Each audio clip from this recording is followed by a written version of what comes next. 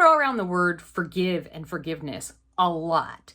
And I think that it causes us to misunderstand what forgiveness really means. And it prevents us from forgiving people, which is a really important part of us working through and working past our trauma. So today we're going to talk about the difference between forgiveness and reconciliation. Come on, let's get better together.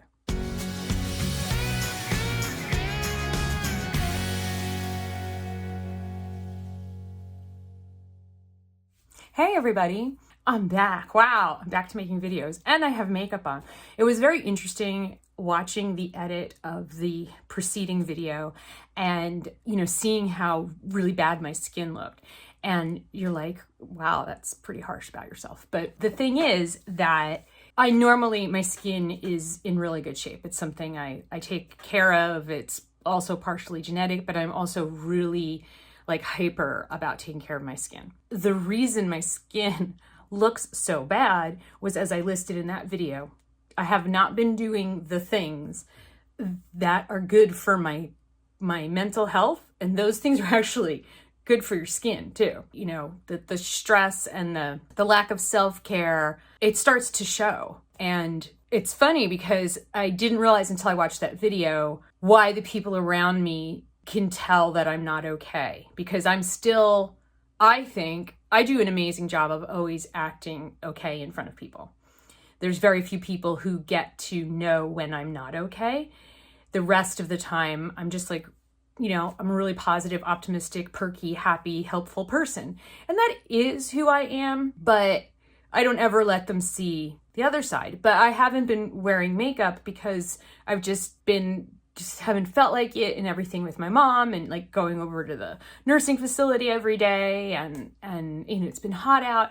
And so I realized people can see my skin, and I realized they could see, I was looking, I was like, oh my God, there's so much darkness, and because I have hyperpigmentation in my eyes, and you can actually see when I don't have concealer on, you can see the veins and capillaries in my eyelids. But I was just like, wow, you can see I have deep wrinkles that I don't usually have. That was a little bit of a good wake-up call for me, seeing that. But that's not what this video about. What? That's not what this video is about. As you can see from the title of this video, I want to talk about forgiveness. My mom has nothing to do right now but reflect.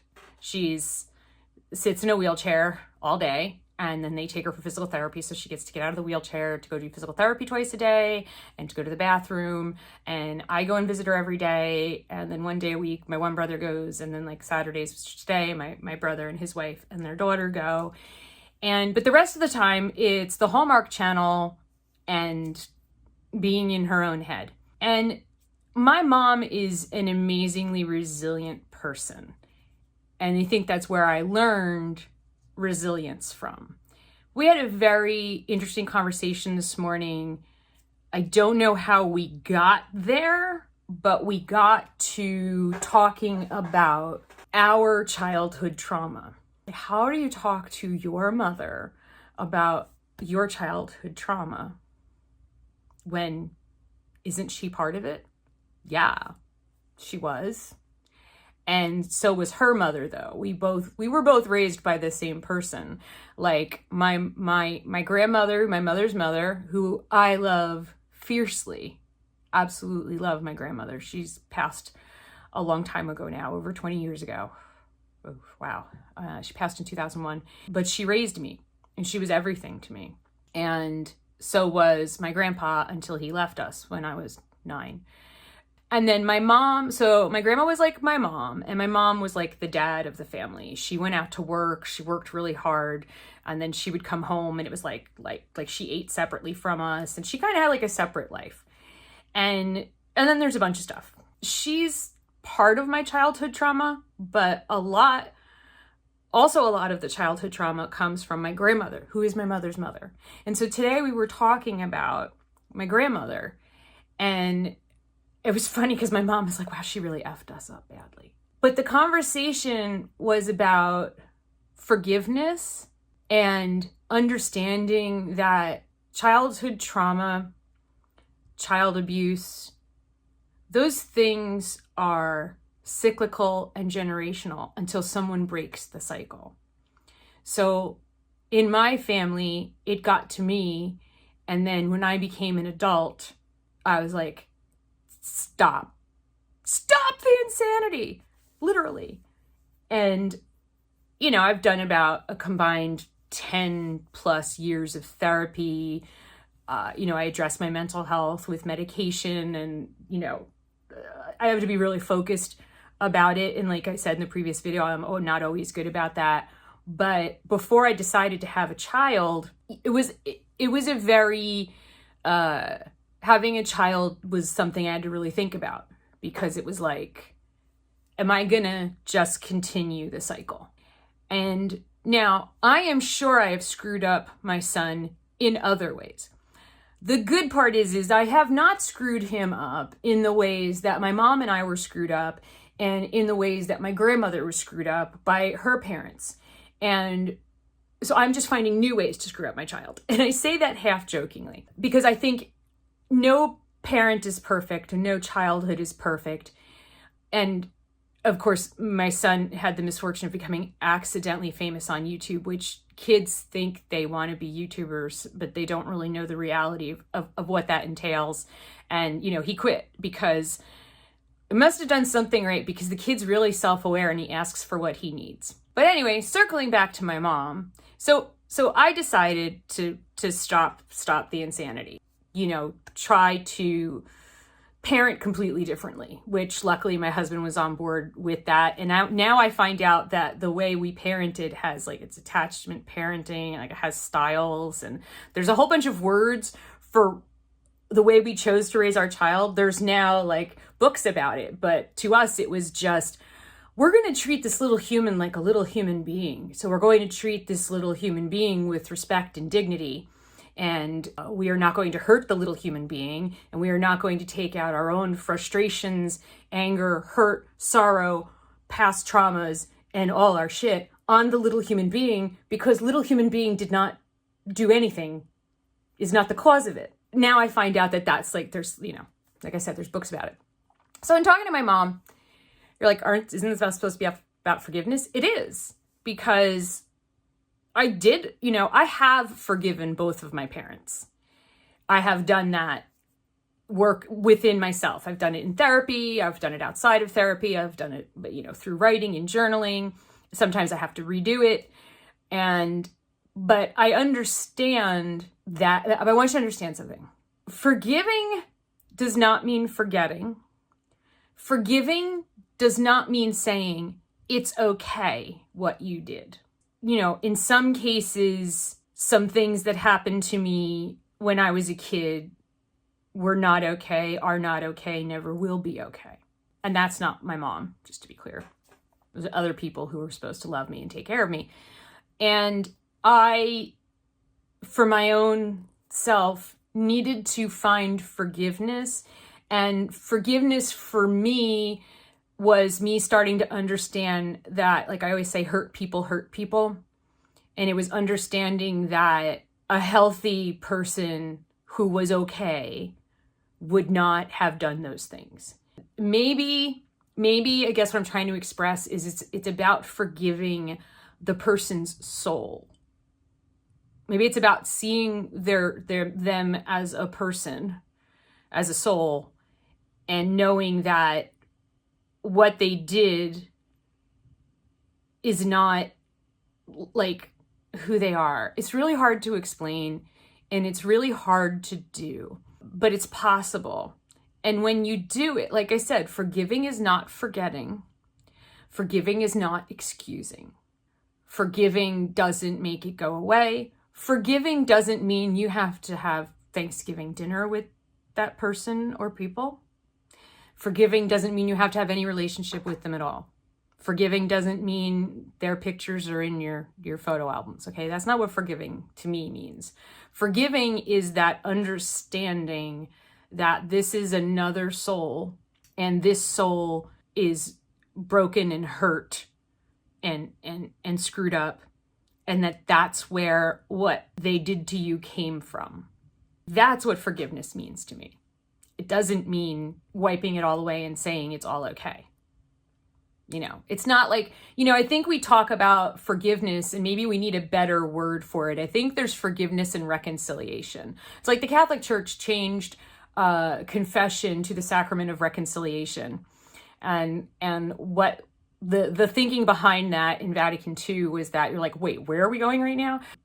Spent 12 years in Catholic school, so I know all this stuff. But the idea was that going to confession, you go into a little room. You can go face to face with the priest, which is really awkward, or you can go where they're like on one side of a little screen and you're on the other side of a little screen, and you're like, okay, basically, I did this bad shit, and then they're like, okay, God forgives you. I'm gonna say this prayer, and I'm gonna do the sign of the cross, and now you're gonna go say some Our Fathers and Hail Marys. You're gonna vow not to do it again, and you are forgiven.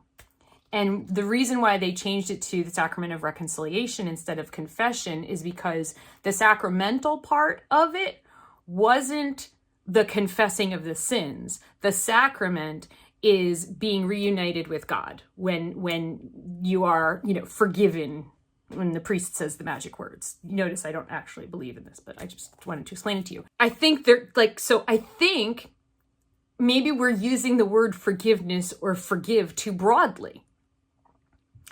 I think forgive is all the stuff I just said. But then there's also reconciliation, which can happen if forgiveness happens, but does not have to happen. So reconciliation is something that my father and I did. My dad was not a perfect person.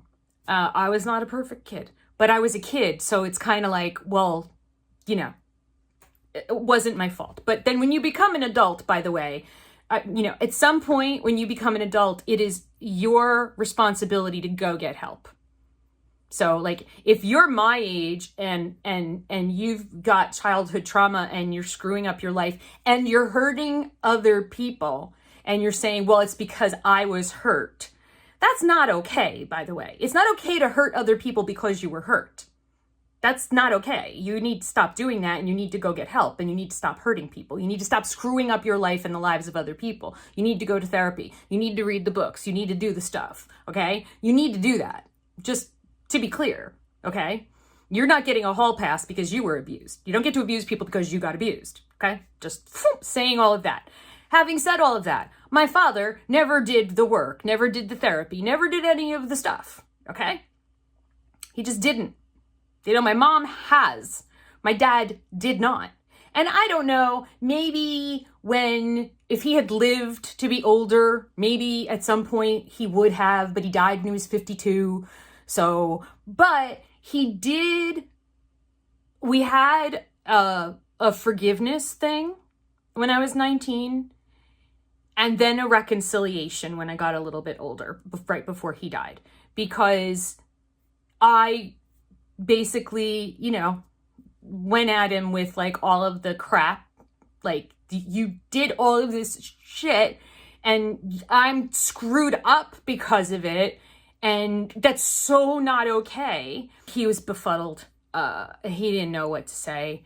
We had a very weird conversation, and then a while after that, I decided that the best thing for us to do was for me to understand that he was fundamentally broken and wasn't going to do anything about it. So I had the choice about whether or not I wanted to have a relationship with him. And I have to say that at this point in his life, he was better. He had matured. He wasn't actively doing those things.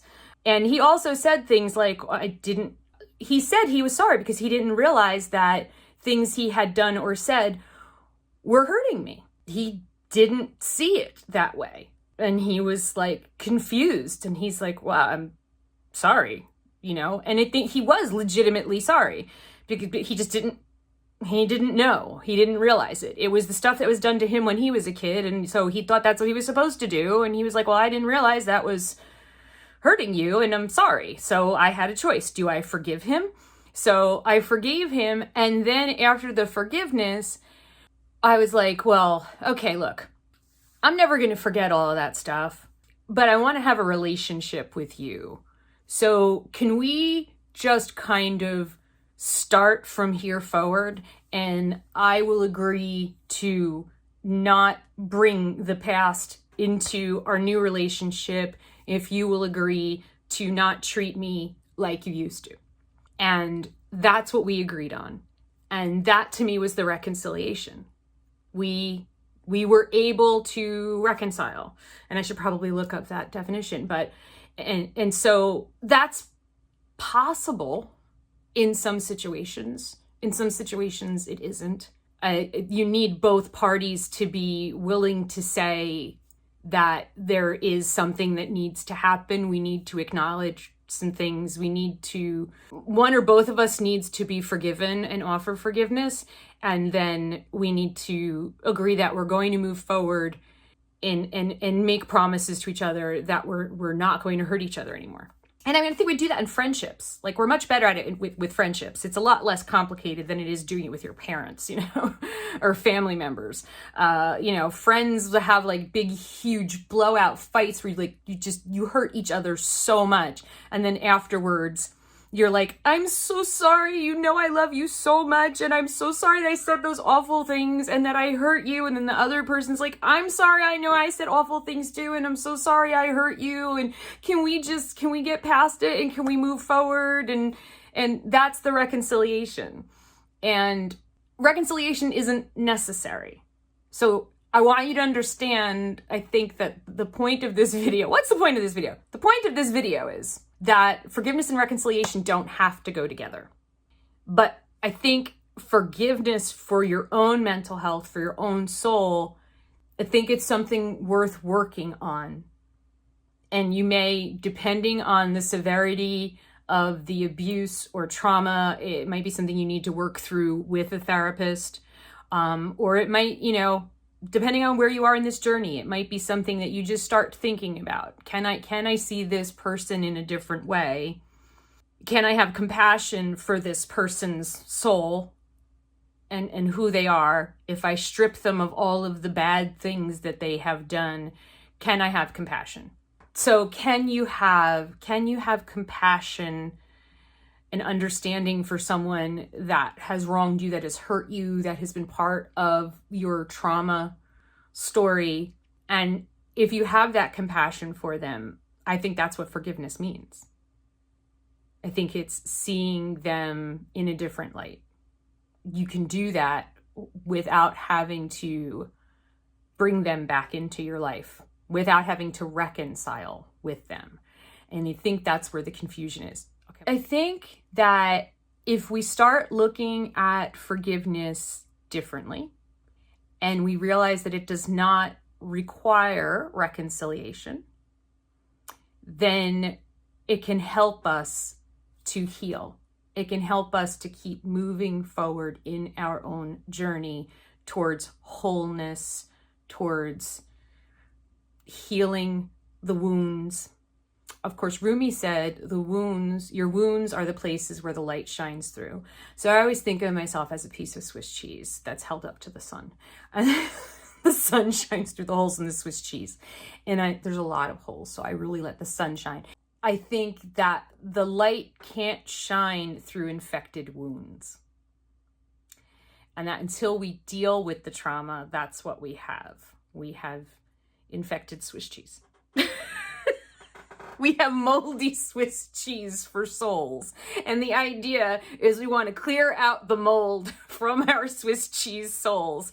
There you go. There's an analogy. Sometimes you just got to laugh about this stuff. You have to have a sense of humor about how weird the healing journey really is. And I would love to hear about your concepts of forgiveness and reconciliation. Do you agree that they are actually two different pieces of something, and that they are not both necessary for your own healing? Would love to hear you in the comments, and I thank you so much for watching, and I will see you again real soon. Love you. Bye.